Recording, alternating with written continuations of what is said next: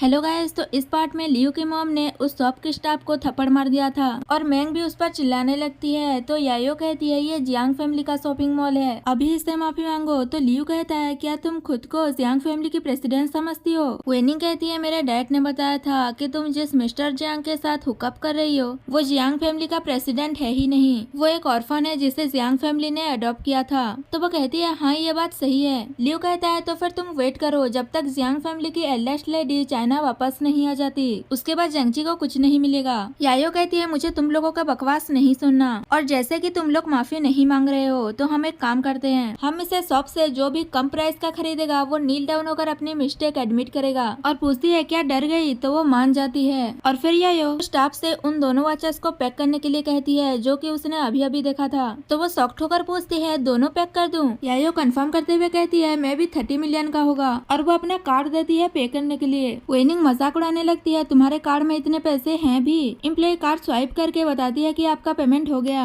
ये सुनकर वो सभी शॉक्ड हो जाते हैं। उसके बाद यायो उन्हें बाय करने के लिए कहती है। तो वेनिंग बहाने बनाने लगती है कि मुझे कपल वॉच बाय करना था, ये नहीं। एम्प्लॉय कहती है हमारे पास कपल वॉच भी है और एग्जैक्टली 30 मिलियन का ही है। मैंग अपने ब्रदर से कहने लगती है ब्रदर डायरेक्टर चन ने आपको ऑडिशन के लिए इन्वाइट किया है, अगर वो रोल आपको मिल जाता है तो आपकी एक मूवी का सैलरी 30 मिलियन से भी ज्यादा होगा। पर वो उसे चुप कराता है और वेनिंग से कहता है अभी मेरे कार्ड में सिर्फ 20 मिलियन ही है। तो वो भी कहने लगती है अगर मैंने एक ही बार में 30 मिलियन स्पेंड कर दिया तो मेरे डैड मुझे छोड़ेंगे नहीं। और फिर ये उनकी मजाक उड़ाते हुए कहती है तुम्हारे पास जितने भी पैसे हैं उसे संभाल कर सोच समझ कर स्पेंड करो, क्योंकि फ्यूचर में तुम्हें कोई जॉब भी नहीं मिलने वाला। वेनिंग कहती है जियांग फैमिली की एल्डेस्ट लेडी बहुत जल्द चाइना वापस आने वाली है, तो मैं भी देखूंगी तब तुम क्या करोगी। और फिर ये उन्हें नील डाउन होकर माफी मांगने के लिए कहती है, पर वो नहीं कर रहे थे तो मैं हेल्प कर देती हूँ कहकर सिक्योरिटी गार्ड से कहकर लियू को नील डाउन करवाती है। तो वेनिंग उस पर गुस्सा करने लगती है और फिर एम्प्लॉय और मैनेजर उसे उन्हें जाने देने के लिए कहते हैं, क्योंकि लोग भी बाहर से देख रहे हैं और ये हमारे लिए अच्छा नहीं होगा। इतने में वहाँ पर जेंगजी आता है और कहता है वो जो करना चाहती है उसे करने दो, पर यायो उन्हें ये कहकर जाने देती है कि उनके नॉइज से मुझे हेडेक हो रहा है। और फिर सिक्योरिटी गार्ड्स उन्हें लेकर चले जाते हैं। और फिर वो जैसे ही मिस्टर किन के कंपनी में जाती है तो मिस्टर किन और सैन को उसे किसी की सब्स्टिट्यूट कहते हुए सुनती है। असल में मिस्टर किन के पास किसी लड़की की बचपन की फोटोज थी